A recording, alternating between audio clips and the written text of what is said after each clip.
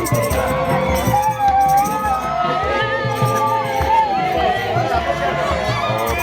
Sabino Ocan akulembedde wano ekyama ekyemisende Nabulagala wano emyaka 140 janga emisese wano Nabulagala mu ekelesiya era Bishop Sabino wano wa Arua Diocese.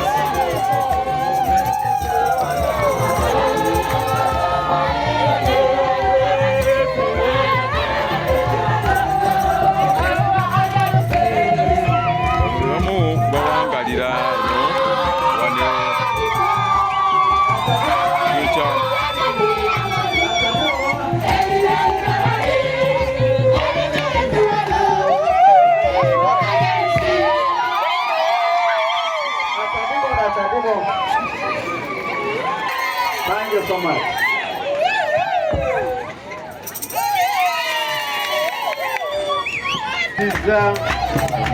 Akulembedde ekitambiro kya Bishop Sabino Ocan Diocese Arua. Sebo tusaba oyimirirawo.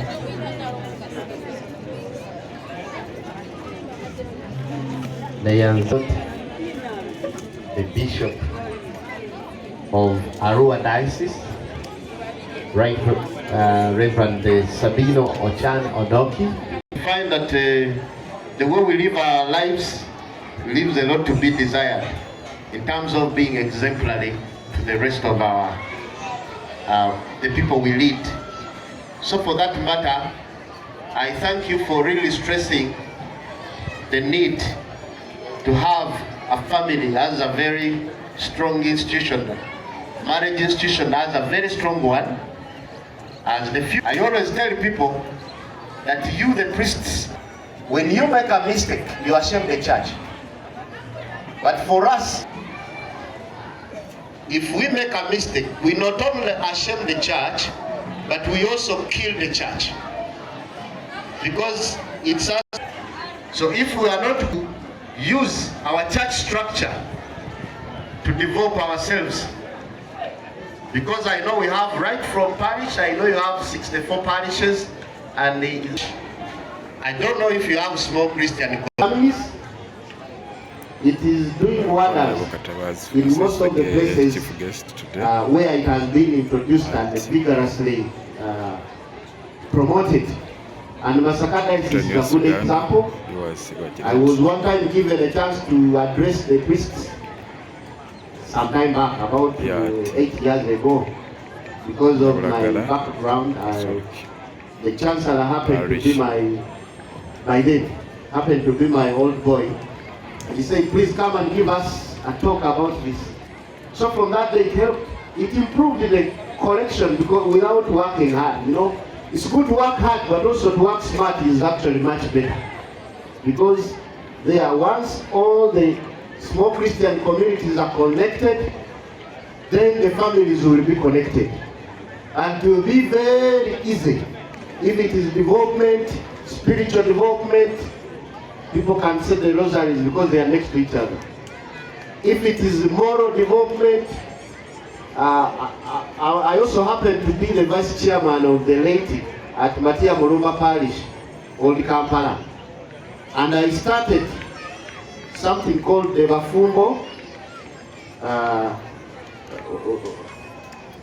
Bafumbo Forum. You see, marriage is the only institution where you are given a certificate before. It's like a study, where you are given a certificate before you start the study. Because others, you first study, then you are awarded a certificate. But with this one, they give you a certificate, then you start the journey of learning. Because we learn each other. And in order to really promote our families, even economic development, you can start a circle, you save, and you know, and on social development at the level of the Christian community. And it's the reason, because of poor parenting, that we are having so many leaders, because the leaders also come from families. So if the family is bad, you're likely to have leaders who never get ashamed. They can say this today and do the other tomorrow. They don't have that beat in them. They don't get ashamed. And we have a saying, I also happen to be the shadow minister for East African Community Affairs. And in Swahili there is a saying that Mutoto wa nyoka ni nyoka pia. That the young one of the snake is also a snake. And just know even the young one can bite. And it also has that venom.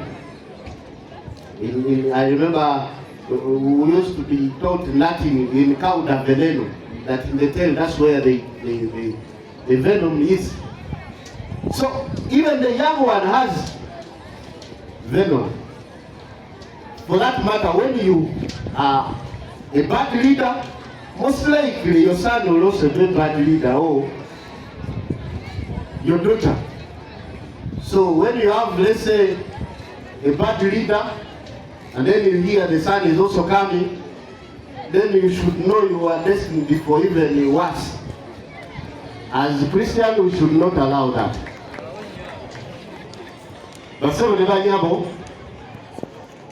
okuva Arua Diocese era ne musasiro okufiirwa nenyo okukuza amaka naddala amatukuvu, kubanga amaka amatukuvu mwe muva abakulembeze ab'enkya, ate amaka bwe ganywera n'ebirala binywera.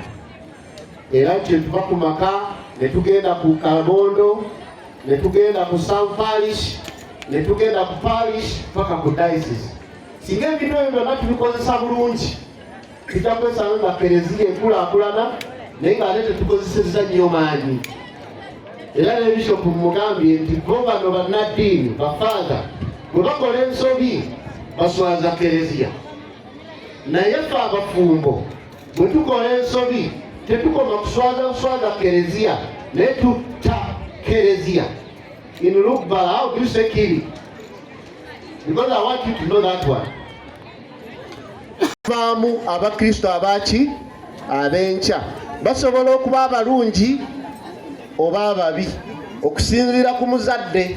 Omuzadde bw'aba omulungi ng'abaana abayi n'abaana bajja kuba babi. Sorry. Era kwe kugera olugero lw'Abaswahili olugamba nti mutoto wa nyoka ni nyoka pia. Mulimu abamu abakulembeze nga balinga misota, yinza okuba gitubojjedde ebbanga erimala, kakati ate n'owulira nti n'akato nako kakola ki? Kajje, kitegeeza n'akato.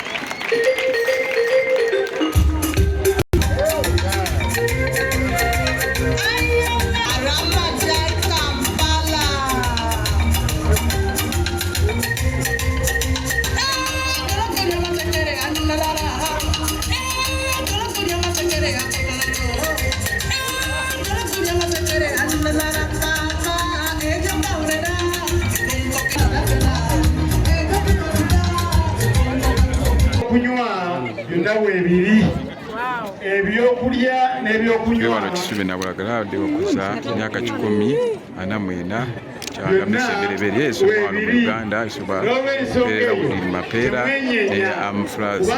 Father Amas wano e Nabulagala Catholic parish. Bishop wano Sabino wa Arua Diocese yakulembeddemu kyambiro kya misa. Wadde ono okuwa abaana 3 komuni yaabwe esooka 3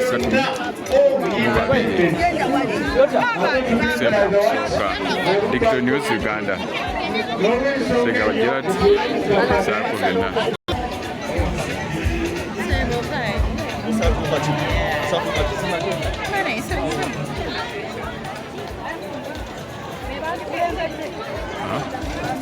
Sabino Nabulagala wano Kasubi Biterubya kiri Paris mu Kampala Archdiocese.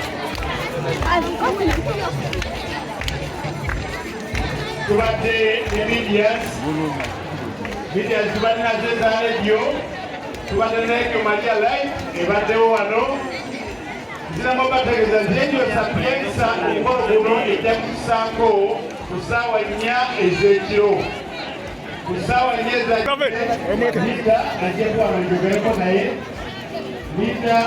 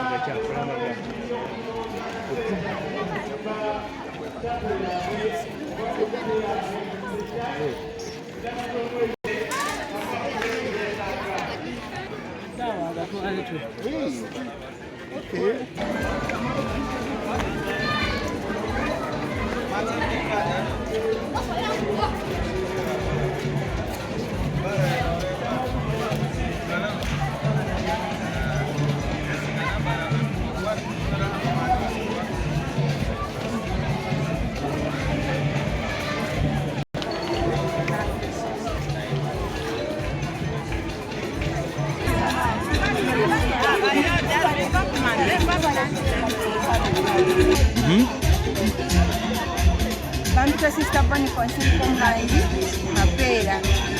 Bamita Mapeera olw'ensonga nti nkola ku beatification course. Katinda amogira amanyoke kabadde ka amanya Bamita sister Bonnie Consil Komhangi Mapeera. Bamita Mapeera olw'ensonga nti nkola ku beatification course eyapeere Mapeera ne brother Amansi wano mu Uganda. Ekifo kino eky'Enabulagala kifo kikulu nnyo kya byafaayo kubanga kyekifo ekyaweebwa abaminsani abaleeta eddiini enkatoliki wano mu Uganda bakiweebwa Kabaka Muteesa omubereberye n'abawa ekifo kino eky'Enabulagala ne basenga wano. Era mu bufunze ekifo kino eddiini kwe yasookera kwe yatandikira kubanga olwaleero tukuza Eucharistia embereberye mu Uganda oba ekitambiro ky'emmisa ekibereberye mu Uganda kyasomebwa ku lunaku luno. So baali batuuka mu February, Mapeera n'Amansi bo batuuka mu February naye ne batuuka mu mwezi guno gwa June nga tebasomanga mmisa olw'ensonga nti ebyali bisoma mmisa byali bisigadde n'abaali basigadde e Tanzania ekageye. Awuno lwaleero tusanyuse nnyo kuba nti tujjukira Eucharistia embereberye era olunaku lubadde lulungi nnyo abantu balijjumbidde bulungi ate naffe tuli basanyufu. Tutandise ne novena. Novena eno abakulu bano olwamala misa eno immediately batandikirawo novena ey'okusingira ensi yaffe Uganda era y'ensonga lwaki bagamba nti Uganda yasingibwa nyaffe Bikira Maria. Nyaffe Bikira Maria ye mukulu omuwolereza wa Uganda. Bamusingira Uganda n'emirimu gyabwe na buli kimu kyonna kye bali bagenda okukola. Awo nno olunaku luno tulwenyumirizaamu ate n'ekifo kino tukyeyagaliramu kyekikulu mu Uganda kubanga mwe mwasookera Eucharistia embereberye ate ne batiisima embereberye nayo yali mu kifo kino. Ebyo mu bufunze mu kifo kino naye kikolebwa buli mwaka. Okay. I'm Sister Bonnie Consil Komhangi, a Good Samaritan sister. We are here at Nabulagala, Mapeera parish.